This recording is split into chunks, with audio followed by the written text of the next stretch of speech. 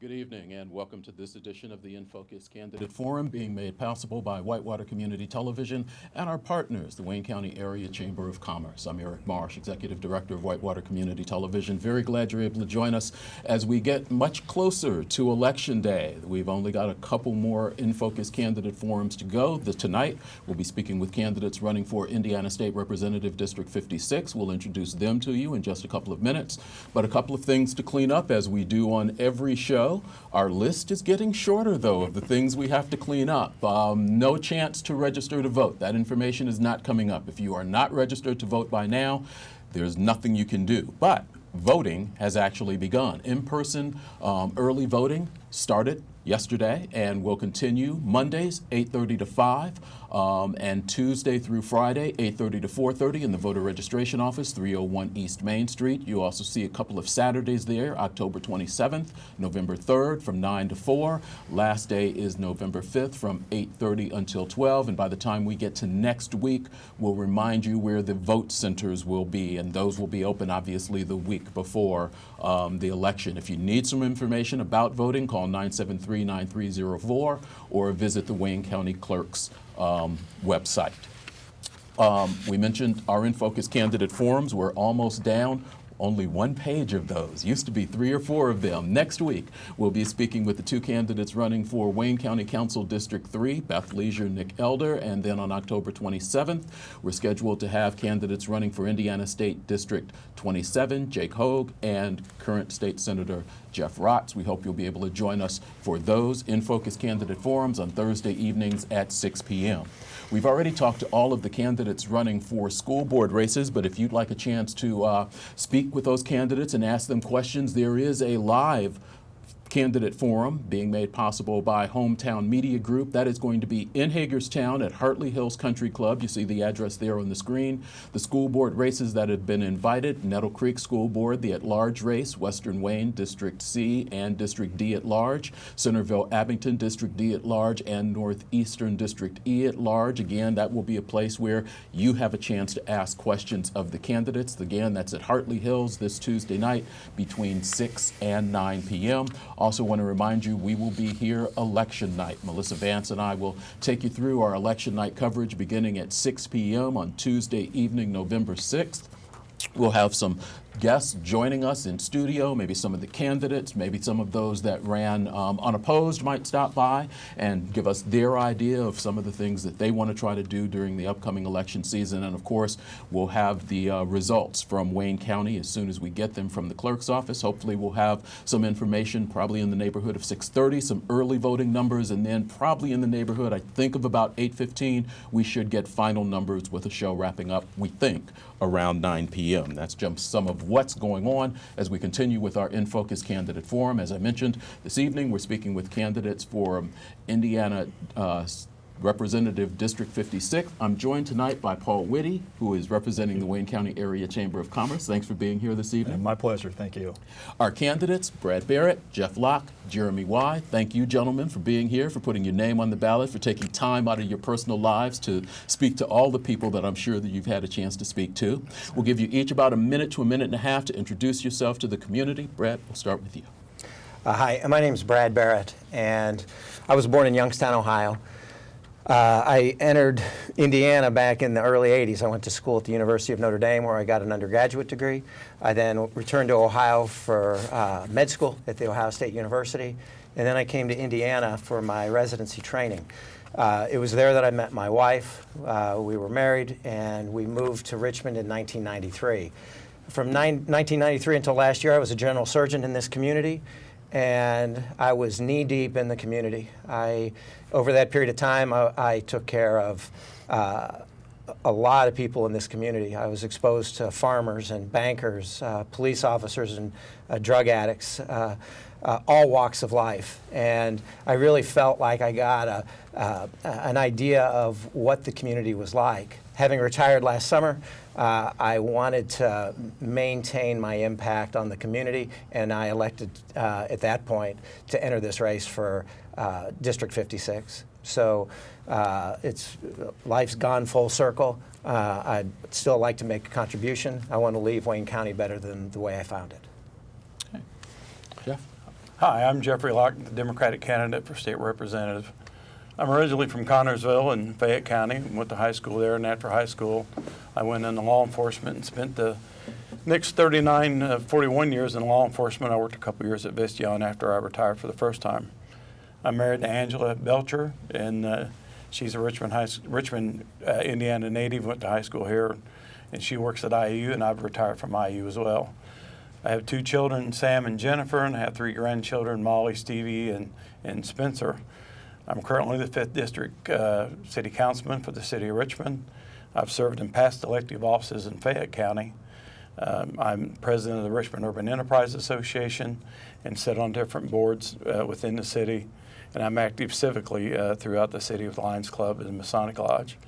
I'm running for District 56 because I think we need some change in Indianapolis, and I feel with my experience and my passion, I'm the guy to do that. Thank you. Thank you. And Jeremy.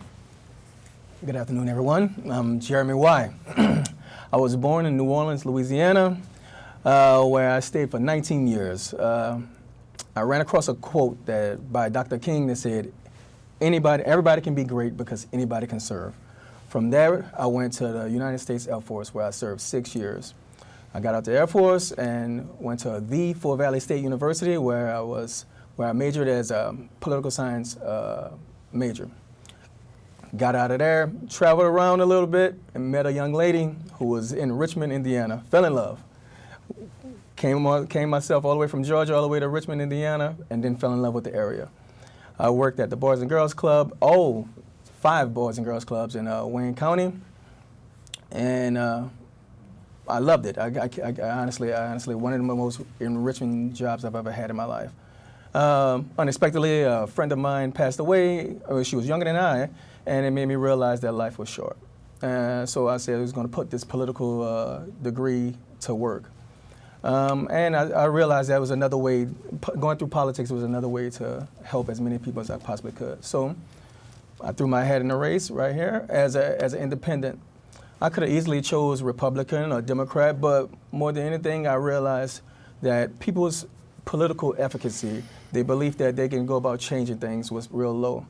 So I said, I'm gonna run as an independent. It's gonna be hard, but I'll be knocking on doors, and I'll actually get a chance to talk to people and say, what it is do you want? And so through these past 8, 9, whatever months, I've talked to a lot of people, and I know now what they want and what they desire, and hopefully you all will vote for me. Thank you. This is a dialogue, and you are part of it, so feel free to give us a call, 973-8587. You can send your questions via Facebook or our Twitter account at WCTV Info, and we'll get to as many of your questions as we can this evening. Starting things off, Paul, you got the first question. Thank you. Brad, I'll start with you, because you're on the left and go that way. But what's your view of the most important issues facing our district and the state? Through the course of the primary in the summer, as I've been out in the community, I think 3 things that I've seen that I think garner attention in this district are the opioid crisis, workforce development, and education of our community. I think in reality, a lot of those things are linked and intermixed, but I think through contacts with the people of this district, I think that those are the most important problems. Okay.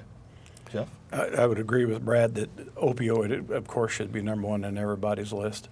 I think secondly, a living wage or a livable wage, raising the minimum wage. I'm not in favor of running it up to $15, but I think it needs to be more than $7.25.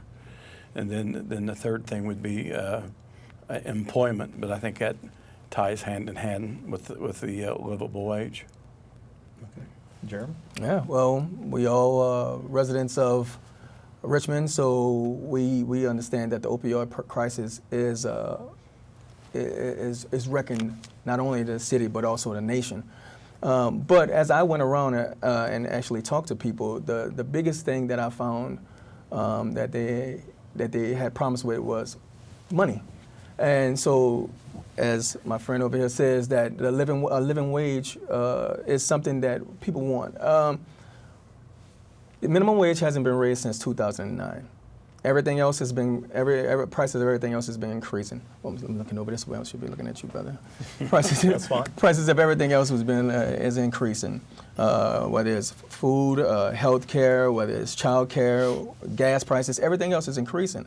But everybody else is being squeezed. And it's a lot of people in here, and good people in this area that want to stay in this area, and a lot of good kids that want to stay in this area, but they choose to leave this area because the wages are more, seems better in bigger cities, Indianapolis or Cincinnati. So the first thing that I see as a problem is just wages in itself. The second thing is healthcare. I talk to a lot of people from all walks of life. I mean, every race, and healthcare costs is smothering people.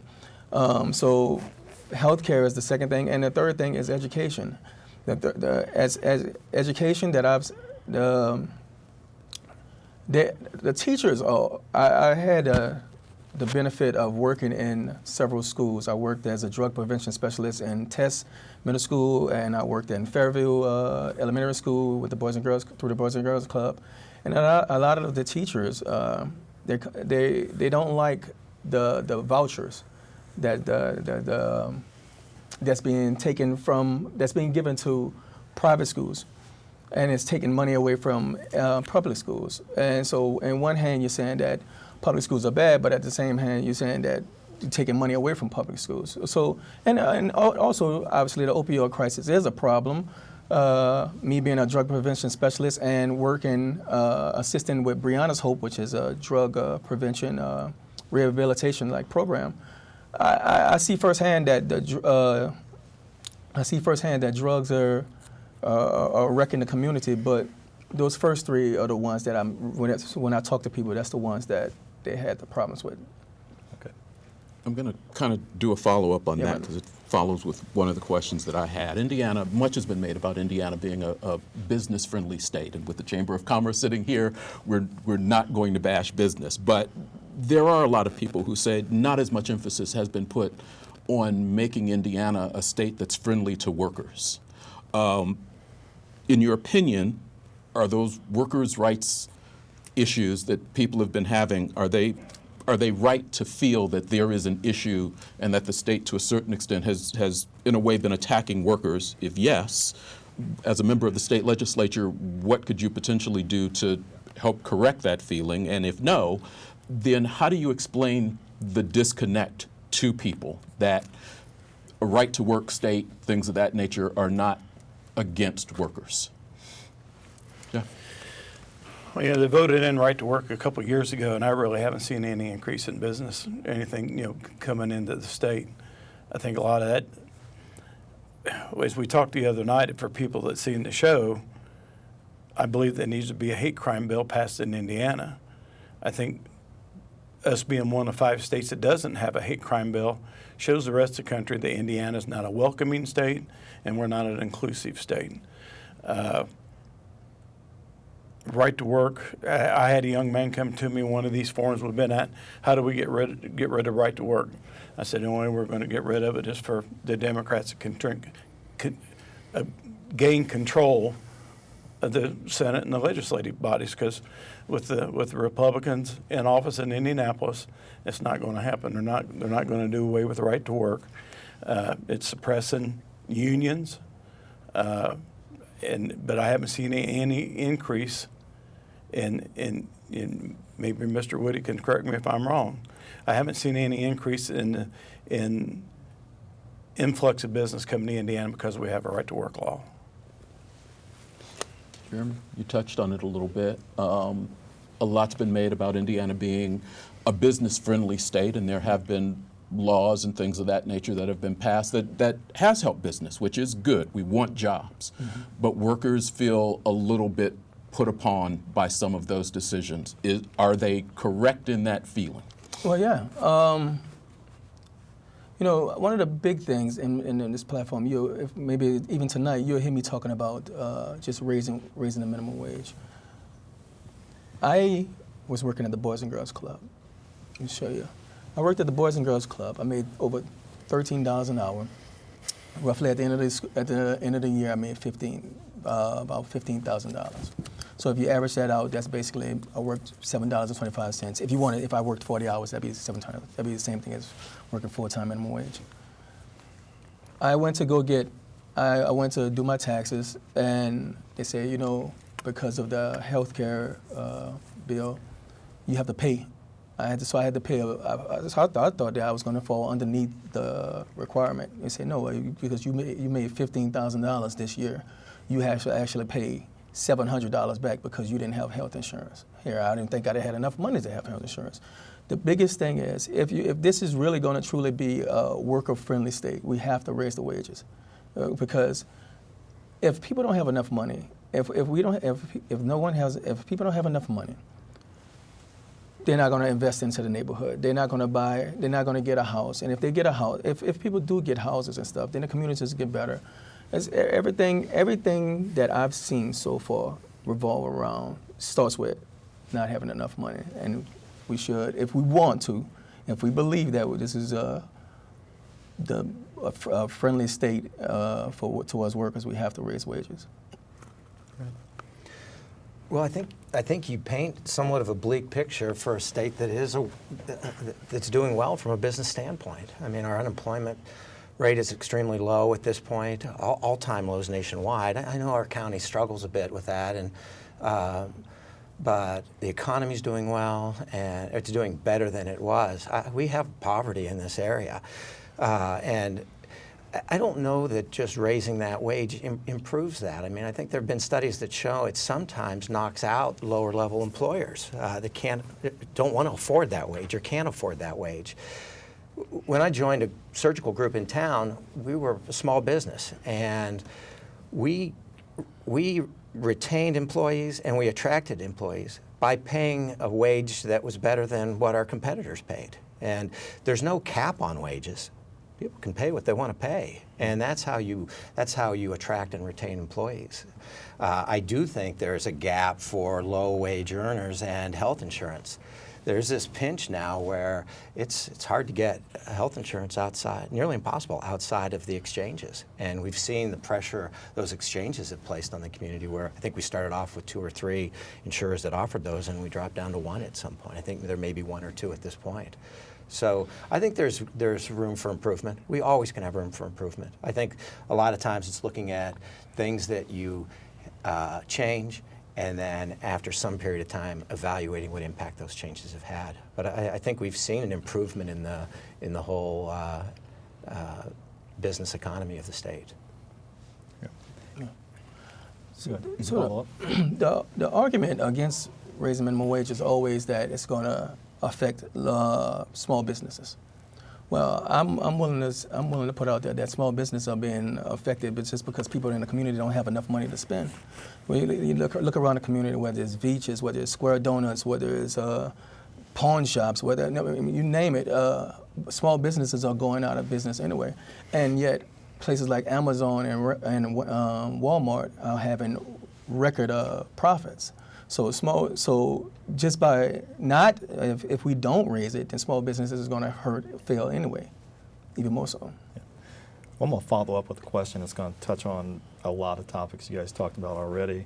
But we've seen in our district an increase in manufacturing businesses, economic development, especially in the Gateway Industrial Park, that area, Midwest Industrial Park.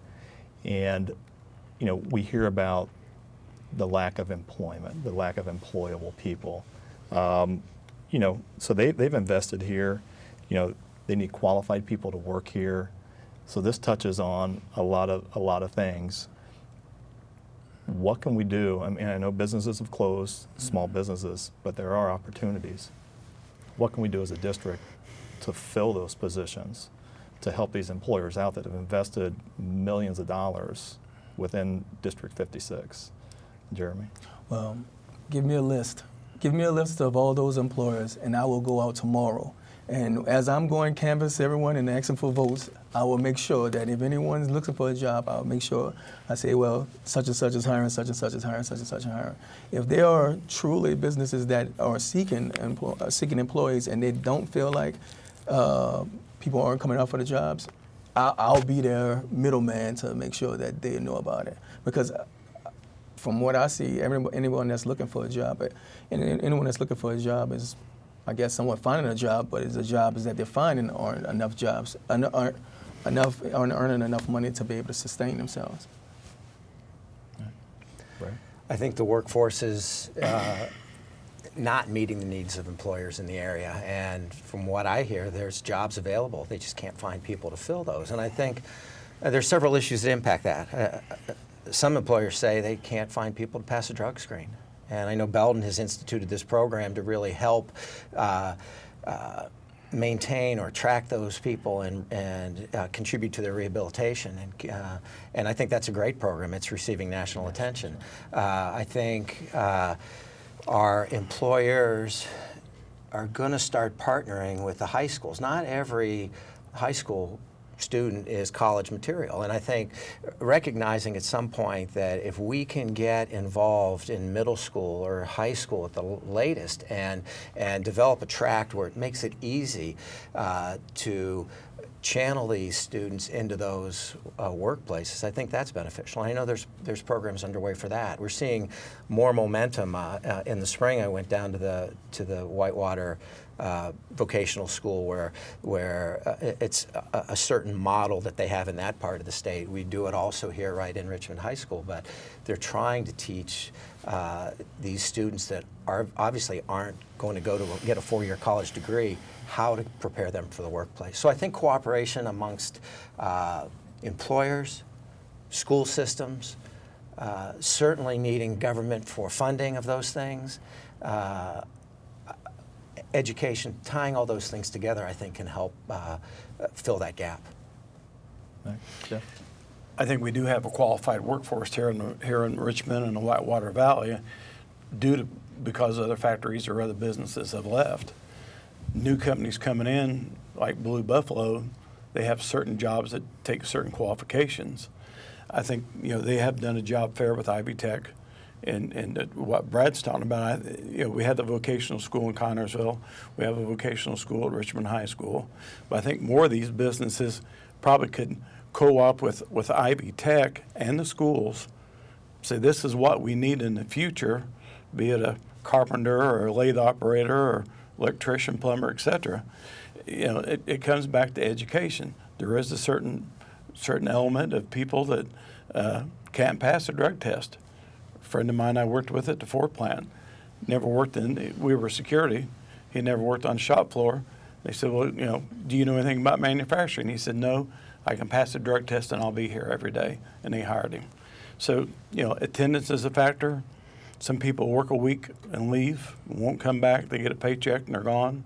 Work ethic is a big part of it, but I think employers cooperating with like say Ivy Tech, even IU East, the area schools, to train the future workforce, I think would be a big step. You're watching the In Focus Candidate Forum on Whitewater Community Television's WGTV Channel 11. We're speaking with candidates running for Indiana State Representative, District 56, Jeremy Y., Jeff Locke, Brad Barrett, being joined by Paul Witte, representing our partners, the Wayne County Area Chamber of Commerce. Keep going. Thank you. All right. Well, to follow up on that, you guys, career exploration. The state's recently implemented career exploration within, 16 school districts have implemented that within middle school, within their 8th grade programs. And this is, basically it's a pilot program aimed at engaging 8th grade students in career readiness and job exploration. How do you think our district can benefit from that? I mean, you all touched on that. You think it's a good idea? And I think, Brad, it's your turn. I think in principle it's a great idea, and like any of these ideas, I think there are other states doing similar things. There are other countries doing similar things where they've determined that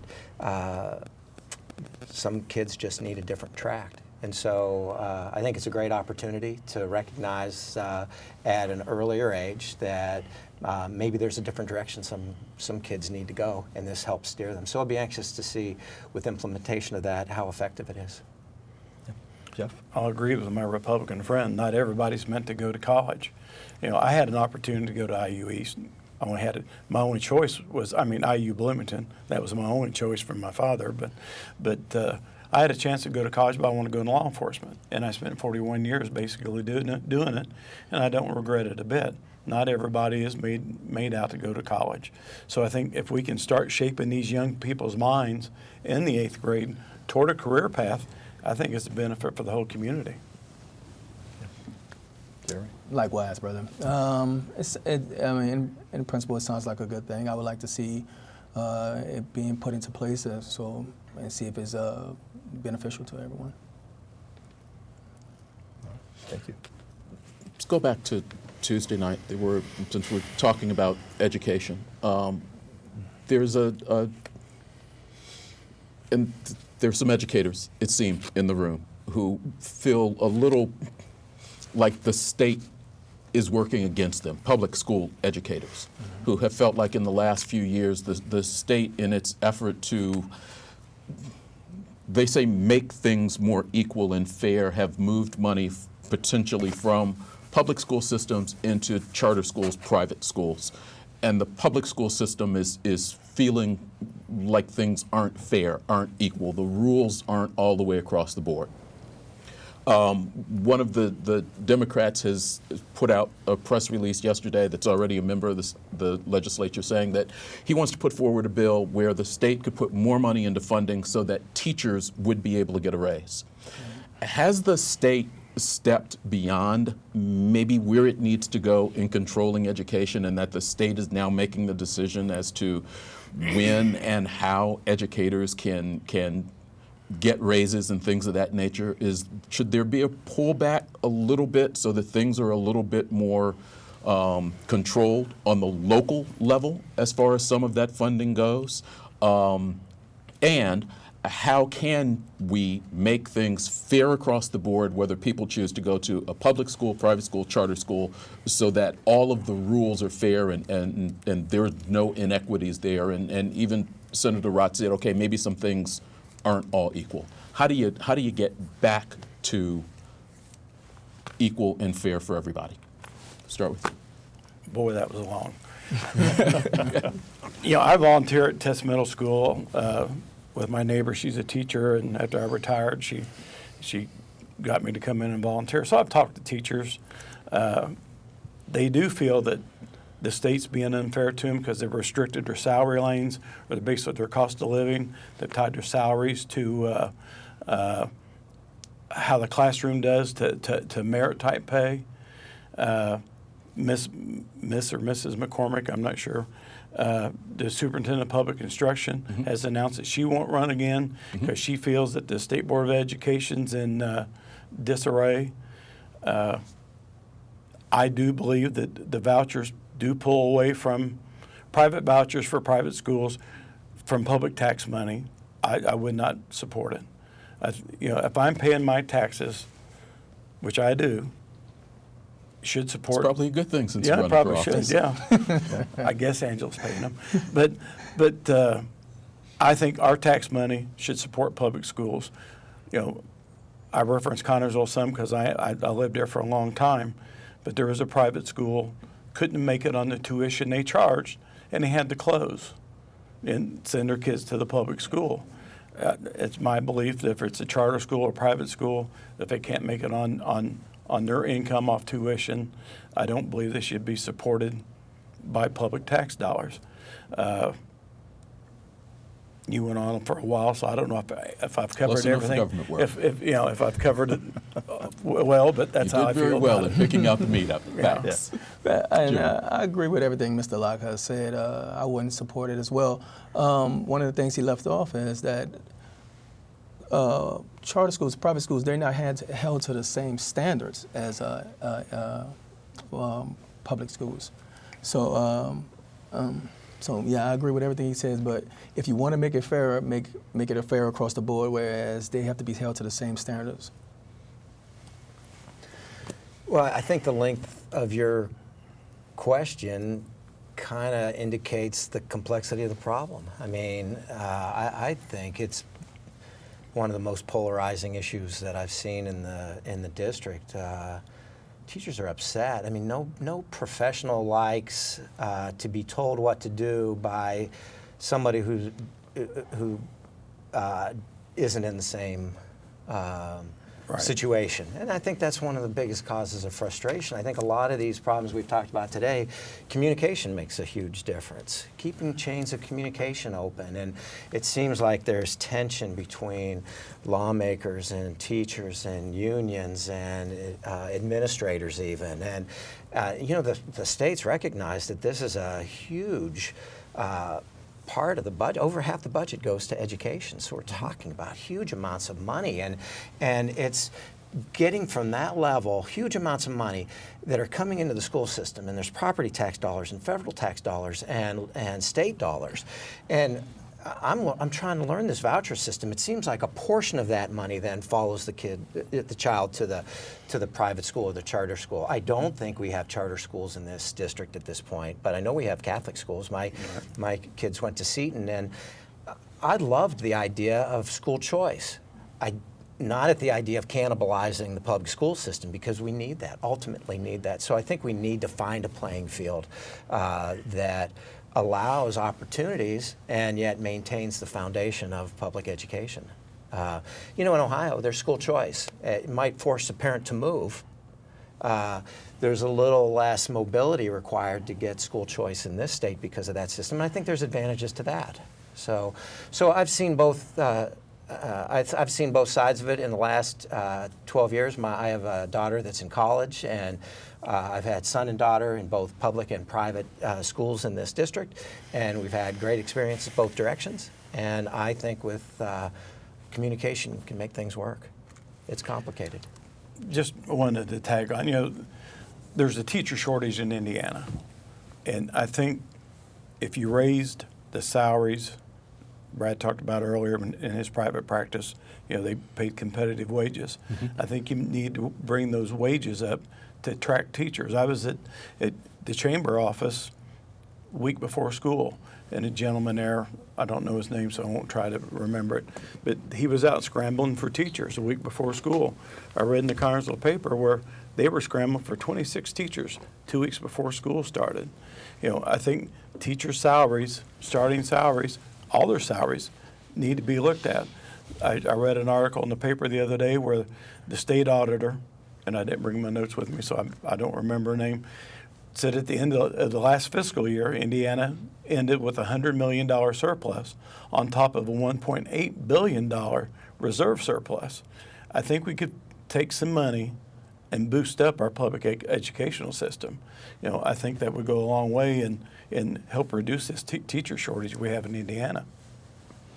You're watching the In Focus Candidate Forum on Whitewater Community Television's WGTV Channel 11, speaking with candidates running for Indiana State Senate District 56, Jeff Locke, Jeremy Y., Brad Barrett. We are taking your questions, 973-8587, through our Facebook Live feed or also on Twitter at WCTV Info. We're joined by Paul Witte, representing the Wayne County Area Chamber of Commerce. Question to you.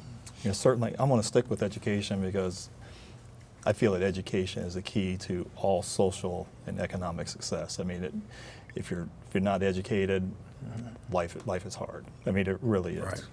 But a recent early learning Indiana report indicated that Wayne County ranks the lowest, with 49% of our children ages 0 to 5 living in poverty.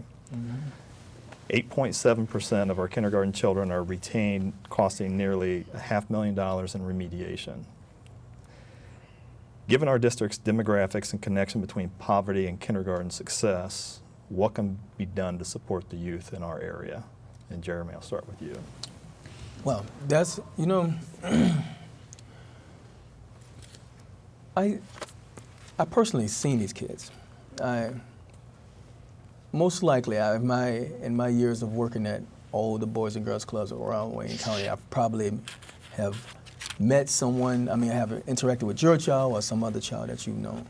I personally see these kids. These are smart kids. It's not like they don't have they're not incapable of learning. It's the home. Unfortunately, sometimes they have single parent homes. Sometimes they have, maybe they have two parents in the home, but the parents have to work more. I'm gonna go back again to the same thing I say. It's the money. If they have enough money to be able to work one job, not several different jobs, several different part-time jobs. If they have enough money to work one job and be able to sustain themselves, then the parents are going to be in the home. The parents are going to be in the home more. The parents are going to be able to rear the children more. The parents more to rear the children, the better the grades, I believe, is going to increase. Because like I said, I see these kids. I've interacted with thousands of these kids on a daily basis. And I know they're able to do it, but unfortunately, sometimes it's because of the system inside their house. Brad? I agree with Jeremy. I mean, I think ultimately there's such stress on the family. There's a lot of single-parent families. There's a lot of poverty, as you brought out. So I think there's sometimes these problems all seem overwhelming if you look at them all together, and if you focus on, well, let's get this child and let's get them read to, and let's get them into programs, birth to 5. There's probably half dozen programs out there that help start stimulating these kids at a younger age. Let's get them into pre-K and preschool. Let's get them into that track and be stimulating and supporting these kids. So I think it's helping the families. I think it's then offering some public support or local support, and then I think it's asking state government to help fund these programs. I mean, a lot of these things we're seeing are non-for-profits. A lot of these solutions come from within a community, where a community dedicates itself to these things and through nonprofits funds those. It'd be nice to get help from every angle on that. You know, having volunteered in a school now for about a year, you know, in the class I was in the early part of this year, 22 children in the classroom, 12 of them came from single-parent homes. You know, I think it hits on what Jeremy's been talking about, the poverty of the family. You know, don't get enough attention at home. I think programs like what Jeremy does at Boys Clubs or Y programs or any programs. My experience as a police officer, children that are involved in some kind of program are going to succeed. They're not going to be out here getting in trouble. But, you know, the family unit is the big thing. You know, in one of the classes I've been in, we had one student that came late 45 times in 1 year. You know, the parent, single parent, wouldn't get up and get motivated herself to get her child to school. So we need to work on these single parent situations, dual parent situations. We got to get them motivated somehow to get their child, you know, in school, so they can better themselves in their life. Yeah, and to follow up on that. Go ahead, And you Jeremy. know, one of the big things, I traveled around, I've been in the military and done all kind of things, and like I said, I was always interested in politics in some form or fashion. And so I asked people a number of questions so I can one day fix my platform. And so one of the main things we lack in is community, and that's something that I have since I moved here to Richmond. I've been trying to build, right? Community is very important. We have to sometimes take it upon ourselves to be able to say, you know what, I'm going to look out for this kid that's next door to me. Like, I mentor several kids across the city. Every morning, if it's not raining, I get up in the morning. You can look at my Facebook or whatnot. I get up in the morning and I run with them to try to just from one end of the stop sign to another end of the stop sign to try to stimulate their brains in the morning. And so it's incumbent upon us as well to try to build the community back up again. And when those kids realize that, hey, I can't get over on Jeremy because he's going to talk to my dad, Mr. Brad, or he's going to talk to my dad, Mr. Locke, or whatnot, then they're going to be held accountable as well. So a lot of different things take part in it, but it's incumbent upon ourselves also to try to step out our comfort zones and to do the things that if not someone did it for us, but to do the things that we would like to have somebody done for us when we was kids. And just to follow up on that, because children are sponges. They really are at a young age, and they learn so quick. What are your stances on if, pre-K, preschool was fully funded by the state to help with that educational process? So, and how would it be funded? Right. there's great ideas out there, and they all take some investment of time and space. And I think we've all agreed the sooner you stimulate these children, the better off they are. It's amazing, you know, you give a 3-year-old an iPad and they'll figure it out faster than any one of us will. And so that's the challenge. It's finding the space for these kids, finding the teachers for these kids, finding the resources to support them. But I think we need to get involved with these kids as early as we can in their lives, in their development. I just think the state needs to invest more dollars in our local schools. You know, when a teacher goes in at 7 o'clock in the morning and they don't come home till 7 o'clock at night, I have 2 teachers that are neighbors. I see them go to work on Saturdays and Sundays and summer times when should be their vacation time. They're working in their classroom. I've seen where teachers are spending money out of their own pocket to buy supplies for their classroom. The state needs to invest more. I know a big part of our budget goes to education, but you know, we need to invest more in these children, be it supporting, you know, satellite programs for after-school care or whatever. But the state needs to step up and do more. So I saw a documentary. Maybe about a year ago. It was talking about Denmark, the country. And in $20 minimum wage, all these free, like universal health care and paying for the schools, college kids to go to the school, college, and they give them even a stipend and all that type of stuff. Like, how do they have the money to do this? And so when I started delving into this political atmosphere, I said, well, hold on, let me see something right quick. And I looked at Denmark, the country, compared to Indiana, the state. I said, hold on. We bringing in as much money as they getting. We spend out as much money as they spending, all this type of stuff. I said, hold on, the money is here. We already have the money. So it just depends on where we are allotting the money. So you say, should they pay for it? How would it be to pay for preschool? We have the money.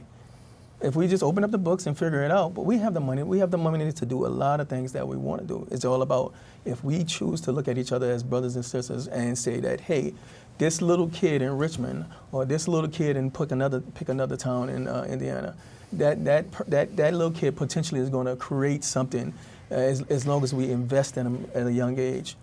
If we start looking at each other as brothers and sisters and decide to take care of each other, then we're gonna find a way to make these things happen.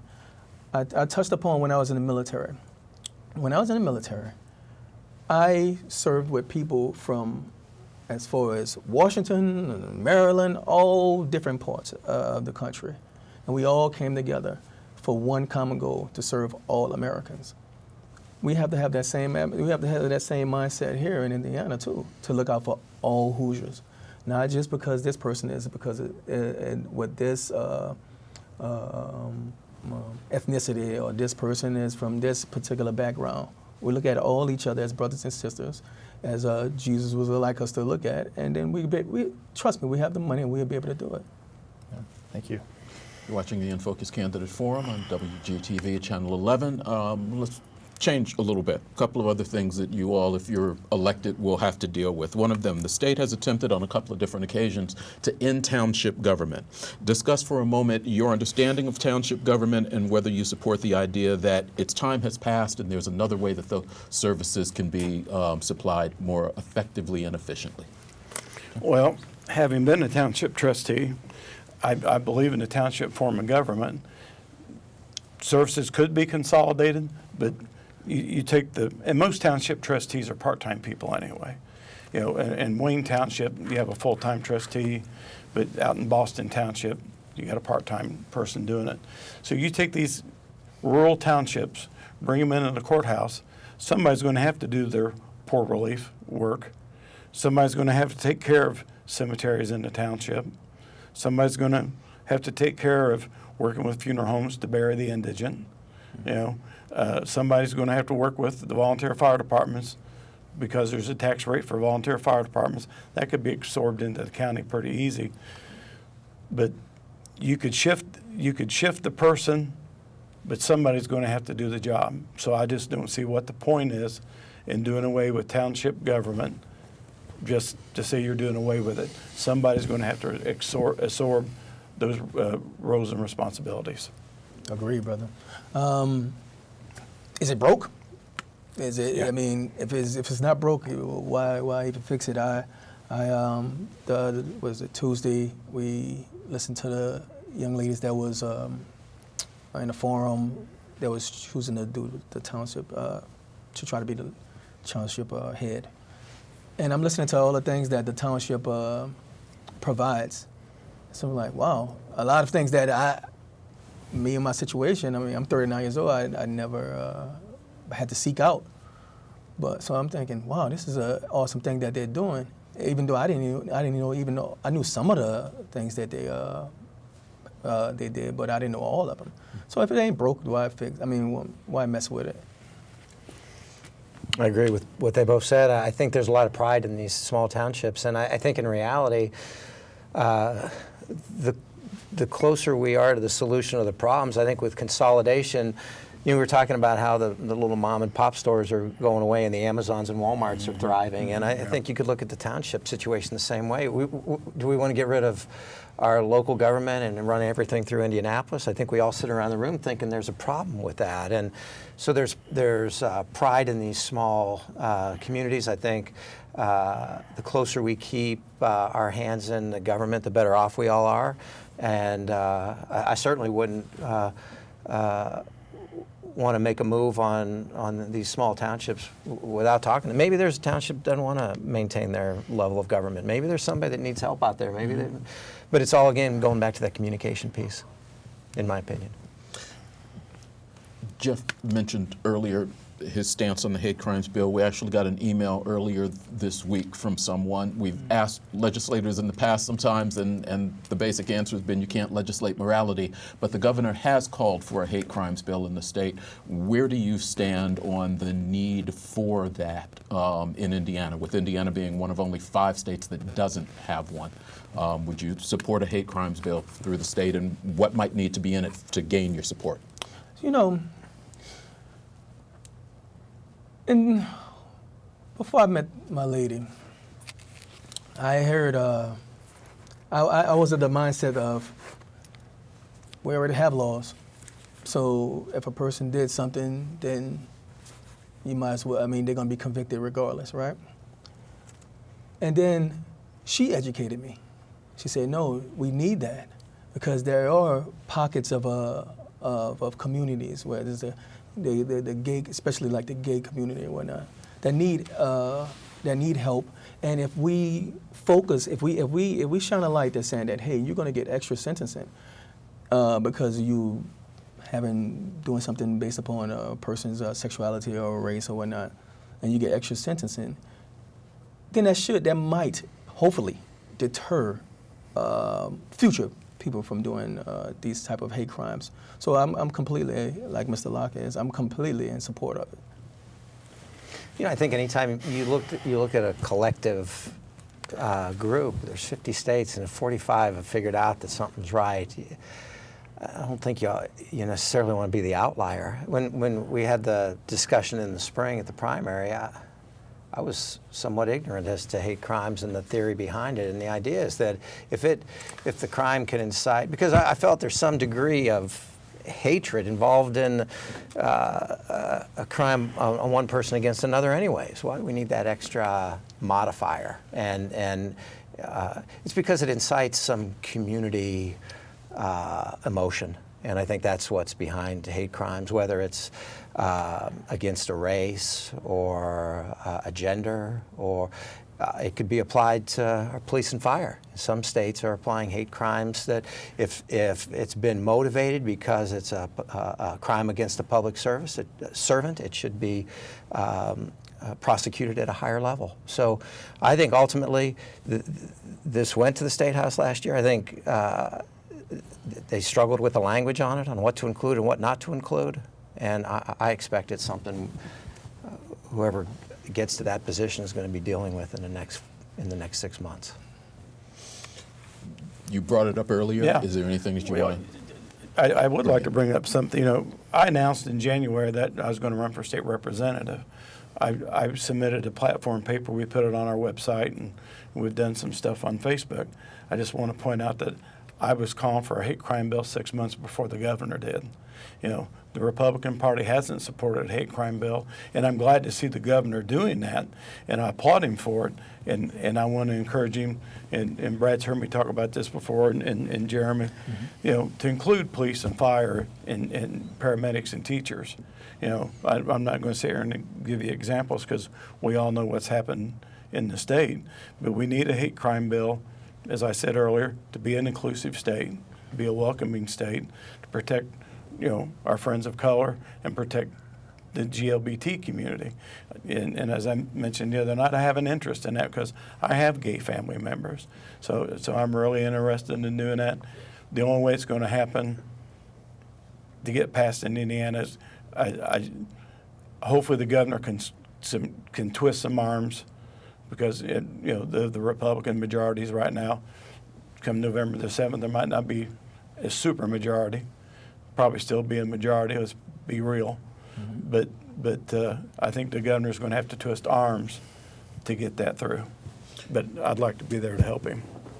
You're watching the In Focus Candidate Forum on Whitewater Community Television's WGTV Channel 11. We had a question come in earlier this week about senior care, I believe. If we've got that question, that is a chat question. Can that one come up?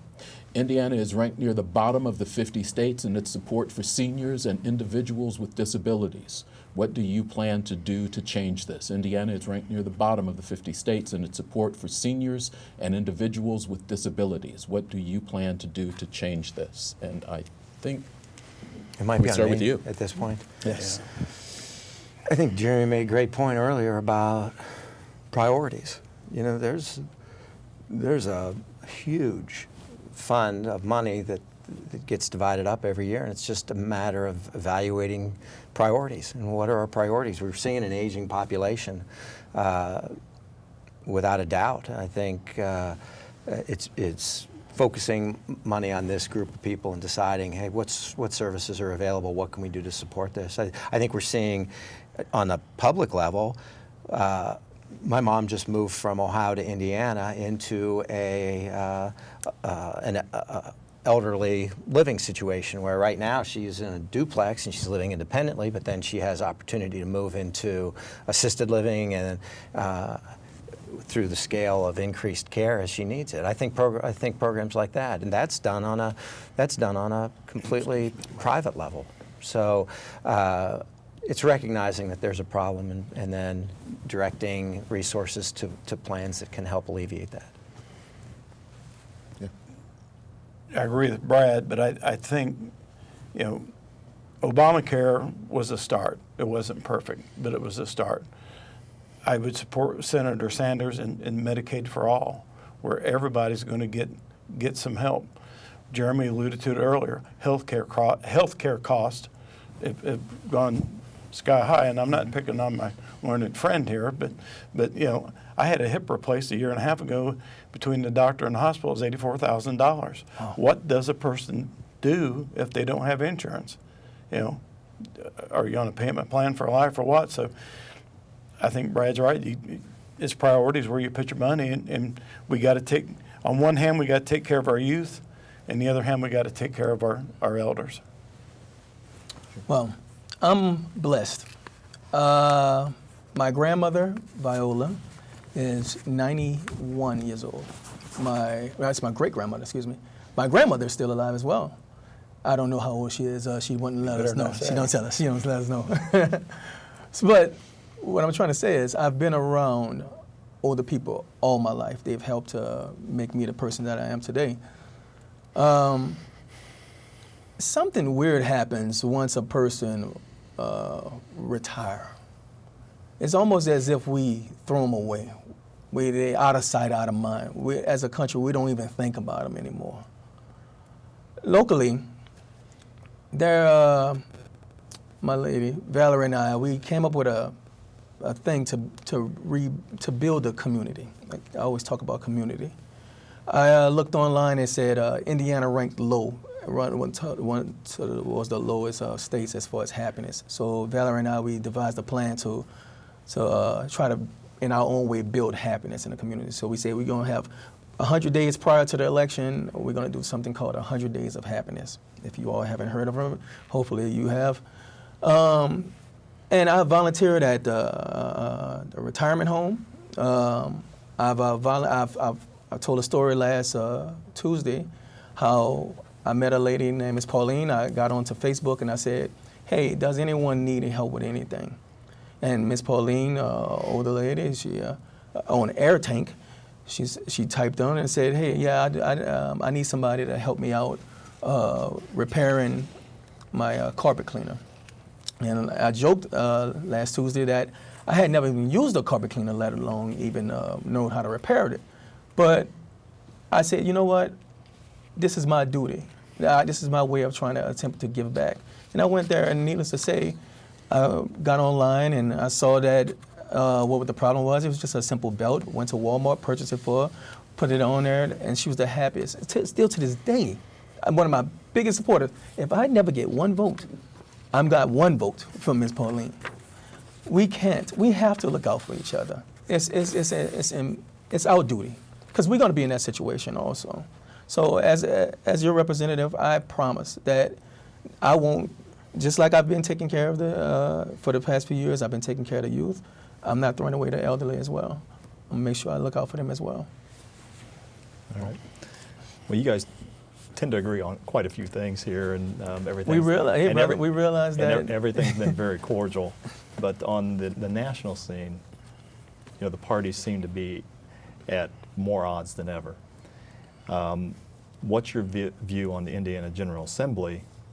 Are they at odds? And if so, what would you do to help smooth things out? I think is it? I'll go. I don't know who's first. Yeah. Go right ahead. Well, smooth things. I mean, if I'm looking at the numbers, they should be all on the same page. There's 100 state representatives. 70 of them are Republican, 30 of them are Democrat. There's a Republican, so that means Republicans got the state representatives. There's 41 state senators. There's a Republican, 9 that's Democrat, and there's a Republican governor. So that's a supermajority. So if they can't find a common ground right there, then I definitely have to be the man, because that's why I chose to run as an independent. It would have been easy for me to say, hey, prior to me even running, I said, if I run as a Republican, all I have to do technically, nothing against you, Mr. Pratt, but if I look at the numbers, all I have to do is win the primary, and I can chill, and I'm going to win it all, just based on the numbers. I'm just based upon, I look at the 2014 midterm when like 29% of registered voters came out to vote. So I knew that if I ran as a Republican, all I had to do was just win a primary without and won. But I said, you know what? No, I'm not going to do that. I said, no, I'm not going to run as a Democrat or Republican. That's too plain and too safe. What I want to do is I want to build the community. I want to be the person in the middle because we all have similar interests. We all want better schools for our kids. We all want higher wages. We all want better health care. It's just all about just being able to, like Mr. Brad say, communicate. We're better communicator than somebody that don't have an agenda. I'm not aligned with either party. I'm just Jeremy White that's just going out collecting signatures. So if there is some kind of tension, which there shouldn't be, I definitely should be the man. Yeah, I think just the political scene is heated up. There seems just more tension, regardless of who's in charge, between the right and the left, the Republican and the Democrat. And you know, kind of refreshing in a way is that the three of us really are a fresh alternative, no matter who you decide to pick. And you know, it only takes a spark to start a fire, and we've seen the pendulum swing where there's all this hatred and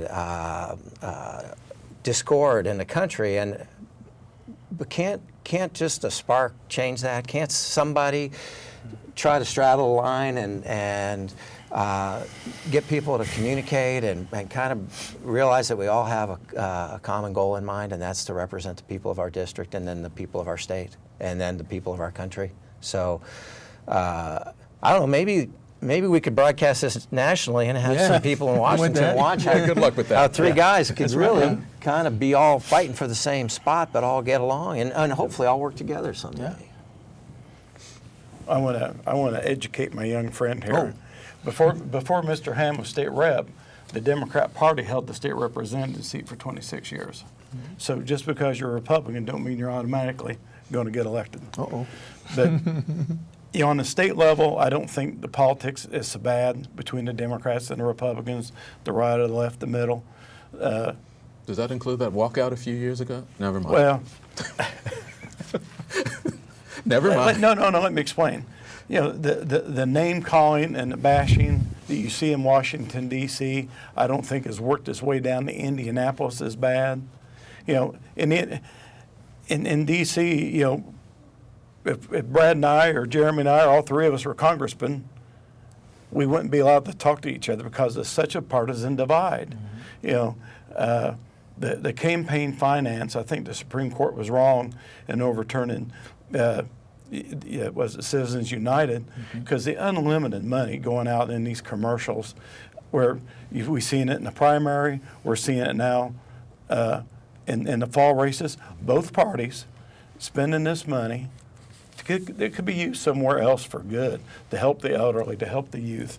But I think Brad's right. You don't see such a partisan divide here. The three of us have gotten along well. We really don't know each other that well on a personal level, but, we're cordial to each other, and that's the way it should be. I mean, we're a small community, really. And, all politics are local. And I think Brad and Jeremy and I want to strive to do good things for Wayne County, because this is all of our homes. I've had one Republican legislator reach out to me and say, hey, if you get elected, I'll be glad to, be your mentor for a while, to teach you the ropes of the General Assembly. I've been on elected bodies before in Fayette County and currently here in Richmond. And once the election's over with, we shouldn't worry about who's a Democrat or who's a Republican. We should worry about what we're doing. Is it the best thing for our community?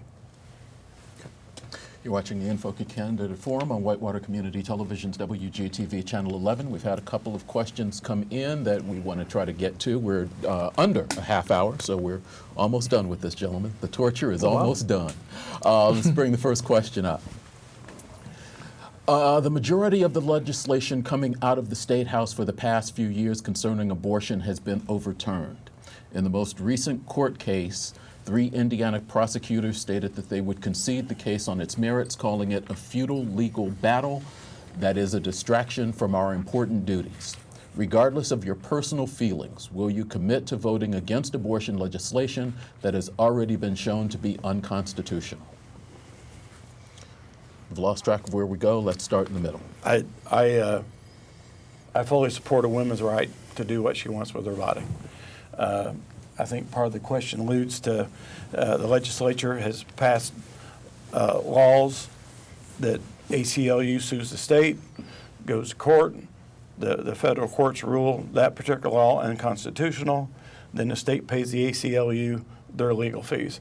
I think the last one I seen was back in June, and the state paid the ACLU $233,000 for something they knew that wasn't going to fly to begin with. It was just a waste of taxpayer money. So Roe v. Wade is the law of the land. And as I said Tuesday night, you guys are going to hear it again.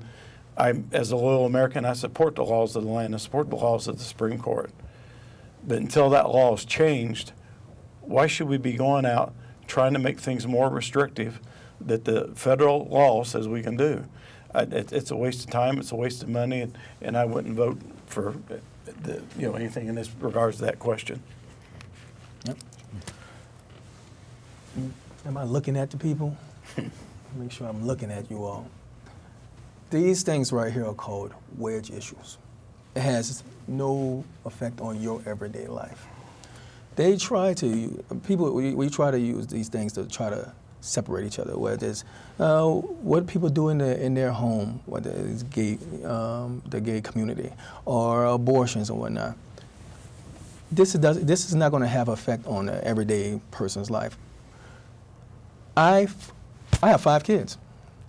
I would have never told my lady to have an abortion. However, I don't see that it's fair for me to tell a woman what to do with her body.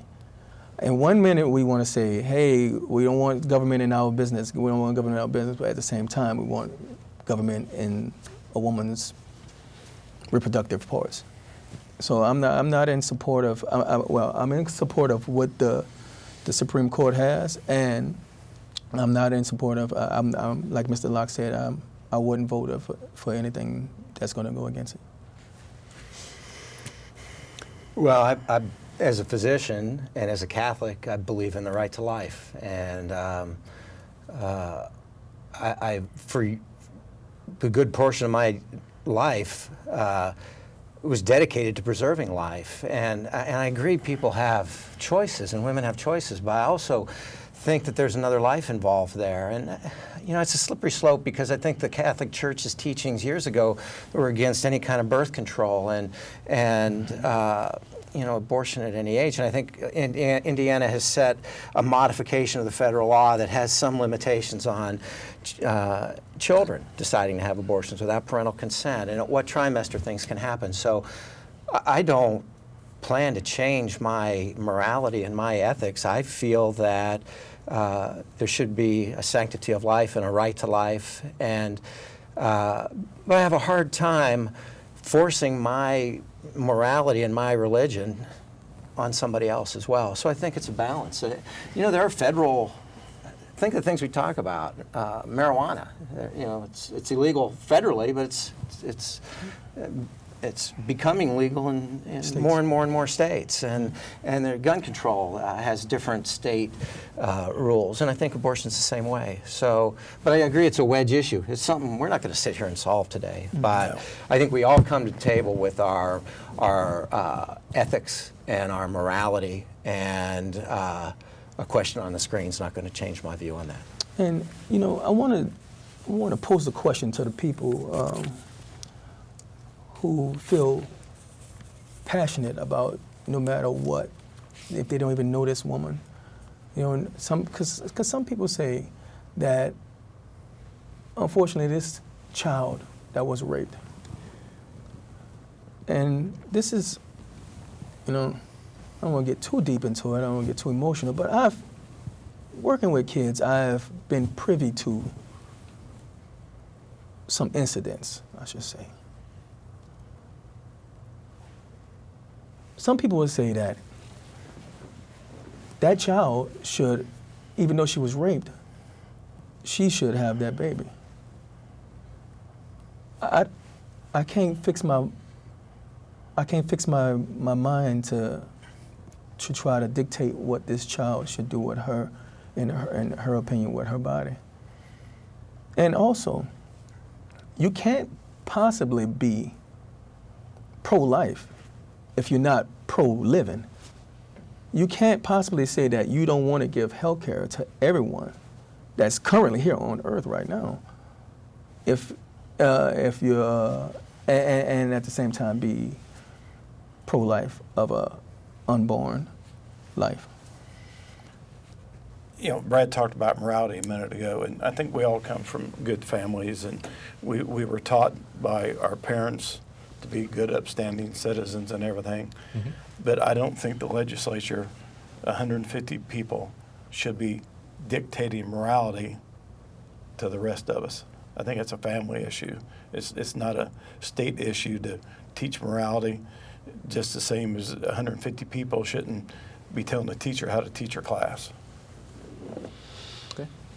We have another chat question that came in. This one, I believe, about taxes, roads, construction. Can we find out about where the candidates stand on toll roads, increased gas tax, food and beverage tax for Wayne County and their district? Let's kind of divide those up a little bit if we can. Last year, the state legislature passed a 10 cent a gallon gas tax. There is conversation that more money might be needed to sustain our roads, and the proposal that was talked about out there, I think, is to make I-70, I-65, and some of our other interstates toll roads. Where are you standing on the idea of the gas tax that was passed and the potential of making a large chunk of our interstate system toll roads? Here we go again. Taxing people more, taxing people more. Like I said earlier, we have the money. We have the money currently. We don't even have to add additional taxes. We have the money currently to be able to take care of all the things that we want to take care of. It's all about where we allot the money to be able to take care of these things. Again, we have the advantage of none of us having been in the State House and being responsible for those things, but I feel sometimes like we're just taxed to death, and yet we're talking about all these programs that need funding, and so it's a balance. The toll road thing, they did a major study that looked at putting tolls not on just 70, but on really every crisscrossing interstate in Indiana, and I think it costs $10.70 to drive across 80 through Indiana, and you know, you can zip through that in about 3 hours if you follow the speed limit, and they put a lot of improvements into that road. I think 70 has been kind of frustrating. So, you know, I agree we needed infrastructure. One of us is going to be driving to Indianapolis every day for the next 4 months, come January 1st, and so I am in no favor of just creating a new tax. There's money out there, and it's deciding priorities. But by the same token, I understand, hey, we want better roads. We want a system, infrastructure that allows you to get from point A to point B rapidly. That's going to ultimately help our state benefit. I think we've got to look into that in more depth. I think toll road doesn't always just mean toll booth either. We're getting these transponders now. Right. I just traveled overseas, and to use the interstates in that country, you bought a sticker and you put it on your windshield. And in some regards, I think, depending on how you set that system up, it could be we're a gateway district. We're on the Ohio line. If there was something set up, it could be a huge benefit to our district, maybe at a detriment to the rest of the state. You know, you got to have this idea of thinking about things on a district level, but also a state level. And we're on a gateway. We're on an entry point that could be very lucrative or beneficial to us in terms of getting traffic to stop and use our restaurants and our hotels. And there may be a benefit there. The gas tax did go up 10 cents a gallon, but it's going to go up 1 cent a gallon every July through 2024. Just last month, the governor raised the toll on semis on the toll road 35 cents a gallon of gas without legislative approval. And I disagree with that. I disagree with making the interstate toll road. As Brad said, we're a gateway here. But our county, there's a lot of people that live in the western side of the county that work in Richmond. There's people in Richmond that drive to Indianapolis or Newcastle. They're going to have to pay those tolls. So I just see it as an added burden on our local people. So if they don't run the toll road, they're going to be running 40. I was at a meeting when I was as a city councilman in December of 16, and there were several state representatives there at the time, and I posed a question: what are you going to do about 40? You know, maintaining 40. You know, because how are you going to make the semi-trucks take US 40? The citizen don't want to pay the tolls, going to use US 40. You know, some people believe that that might be an economic boom for Richmond, but there again, there's going to be a lot of people who maybe just cut through, and you have the wear and tear on your road. And I asked those legislators, has anybody done a study on what this will do, the money you got to put into 40 in the future? And nobody could give me an answer. Let's take the second part of that, and it's a question that's been coming around for a while now, because again, this district, this area, this county is one of the few, particularly along I-70, that does not have a food and beverage tax. It keeps getting tossed out there. It's not an issue that you all would vote on, but the viewer wants to know your feeling on the idea of a food and beverage tax. I'm not, at this point, interested in adding anything on tax-wise. as from being on city council, we have discussed it, or there's been committee meetings or individual meetings in regards to food and beverage tax. You know, all depends on what plan they would present of where this money was going to, where it would go. I mean, you just can't establish the food and beverage tax for the sake of doing it. There's got to be a plan behind it. Where's that money going to go? Is it going to go into education? Is it going to go into economic development? Is it going to go into local projects? So I would have to see that plan. I'm speaking with the city council hat on and state rep, as you said, we won't vote on it. But I would have to see a plan before I could say, yeah, I'll definitely vote for that. I want to know what we're going to do with the money before you impose a tax. And like Mr. Barrett over here, I agree. I believe that we have the money right now. It's no need. You can't say that the people is hurting so much in Wayne County, and at the same time you say, let's hurt them a little bit more. Let's add a little more taxes on to them. So I'm not for any tax. I'm not for, at this moment, I'm not for any new taxes on anyone. Okay. Yeah, certainly. Something, Brad, you touched on earlier, the legalization of marijuana in certain states. You know, there's recreational use is available in 9 states. For medicinal purposes, it's legal in 30 states. And so what's your view in the state of Indiana legalizing, the possibility of legalizing marijuana, one, for medicinal purposes, and secondly, recreational use?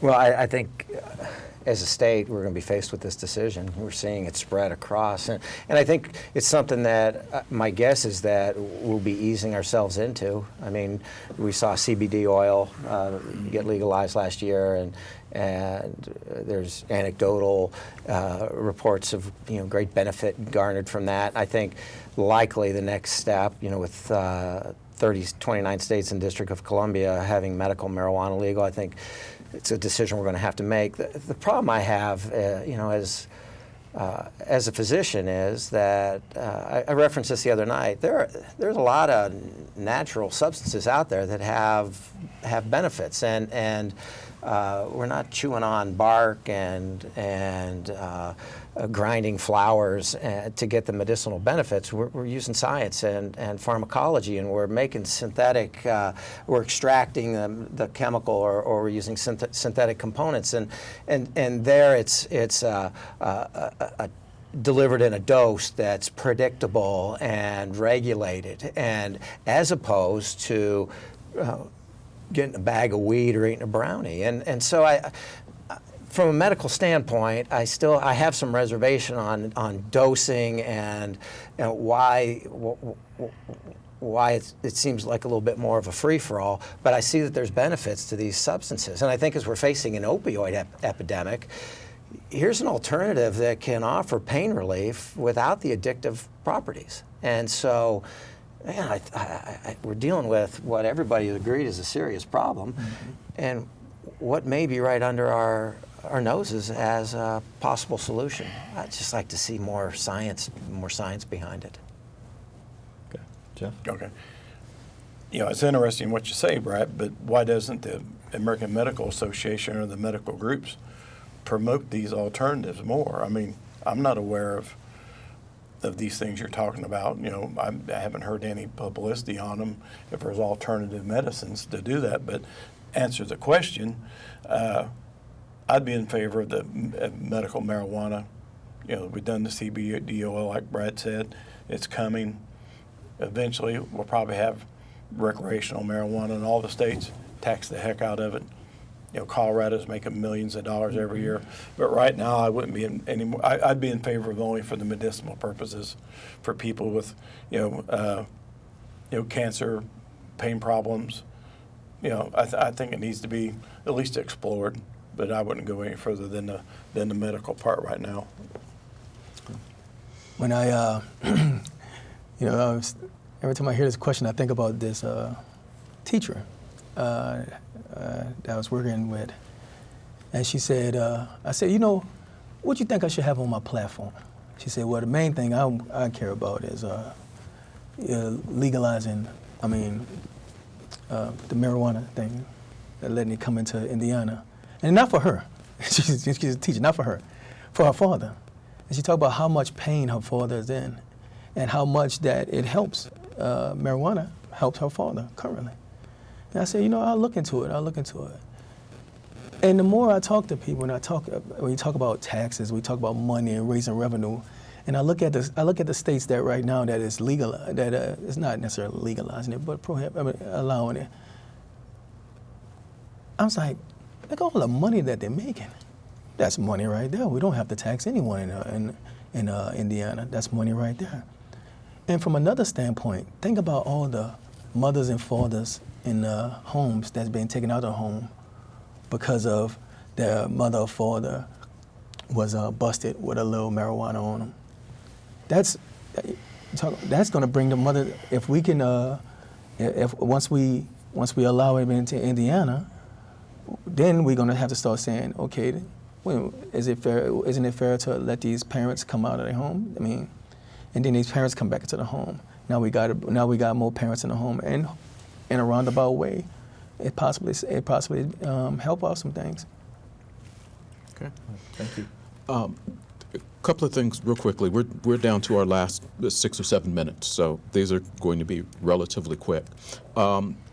Should the state legislature consider expanding laws as to where citizens can carry concealed weapons? There was a bill last year, and honestly, I don't remember whether it got out of committee or not. That would allow for concealed carry in churches. Do those gun rights need to be expanded? I think we start here. Well, you know, as a retired police officer, if you have a concealed carry permit, you can carry it anywhere you want to carry it, unless there's explicit rules. Like people here at IU East, the only one was allowed to carry a weapon on campus because of the university rules were the university police. So there might be churches that have rules you can't bring a gun in. Richmond community schools have rules that you can't bring guns in. But you know, a concealed carry permit will give you permission to carry that weapon anywhere in the state. A lot of states will recognize Indiana's permit. So I think the question comes down to is the weapons that have the bump stocks on them or high capacity magazine weapons. You know, does the everyday person, and the Democrats have been accused since 1948 that we're going to come get your guns, and it hasn't happened yet. But does the average person need a high capacity round weapon? You know, I mean, I believe, you know, go out and hunt and target shoot or trap shoot or whatever.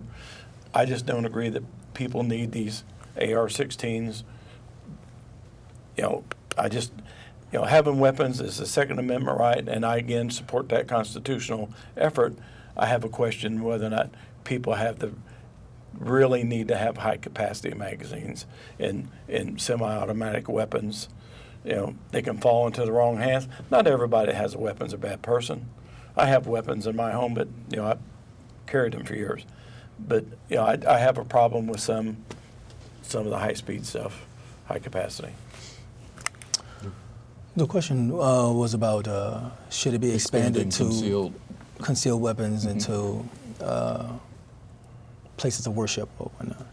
Well, we have a law saying that you're allowed to have it, right? And if there is a place that say they don't want to have it, then they have the right to be able to say that we don't want it in here, right? So why do we have to expand anything?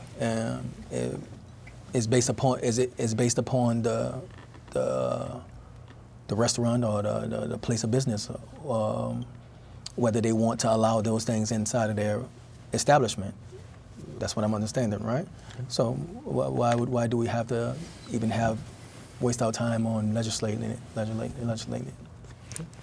I agree with our concealed carry laws, and to me, the issue that came up was whether or not there should be reciprocity among states. I mean, we all agree if a business or a school or a church decides that they want to restrict weapons there, then it's posted.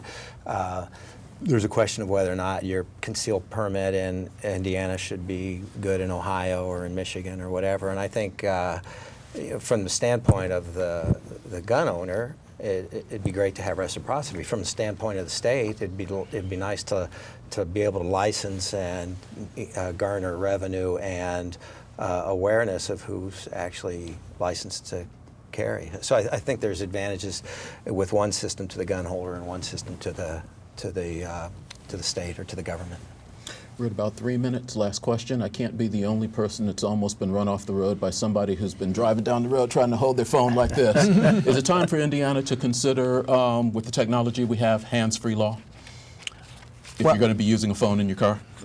Well, I'm coming from, when I was in the military, I was in Georgia. Georgia recently passed a law saying that you have to have some kind of, whether it's an earphone or earpiece in your ear or not.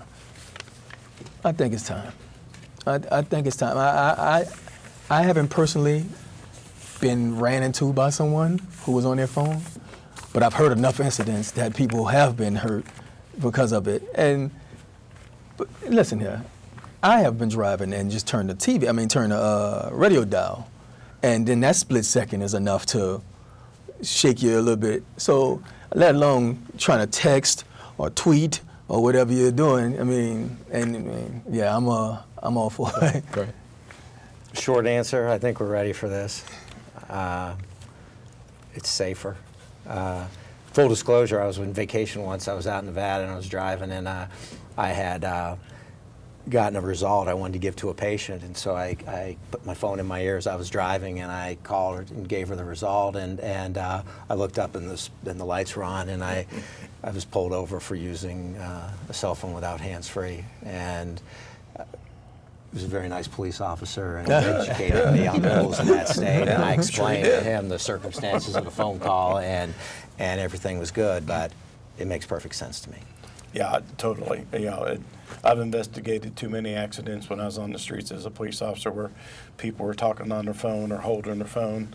For safety's sakes, there needs to be if you don't have hands-free calling or hands-free capability on your phone, you need to put it up. All right. Jeremy Y., Jeffrey Locke, Brad Barrett, thank you all very much for putting your names on the ballot, for coming in and spending this evening with us, and for spending some time answering questions. Paul Witte, representing the Wayne County Area Chamber of Commerce, thank you very much for being here. Yeah, my pleasure. Just a reminder, absentee voting has already begun. It started yesterday, Monday, 8:30 to 5 p.m. Also Tuesdays through Fridays, 8:30 to 4:30. Voter registration office, 301 East Main Street. Also, if you need more information on that, check out the Wayne County Clerk's website. Don't forget, next week our In Focus Candidate Forum is going to be with members, 2 people running for Wayne County Council District 3, and then on the 25th we will have Indiana State Senate District 27. Also a reminder that there is a forum coming up on Tuesday evening from 6 to 9 at Hartley Hills Country Club looking at school board members. You can go ask questions of those candidates during that forum. If you missed any part of this show, it will re-air tonight beginning at 10:30. It will also be available on our video on demand site, and the audio of this program can be heard on ESPN Radio and G1013 Sunday at 6 a.m. Thank you very much for watching this In Focus Candidate Forum. Have a good weekend.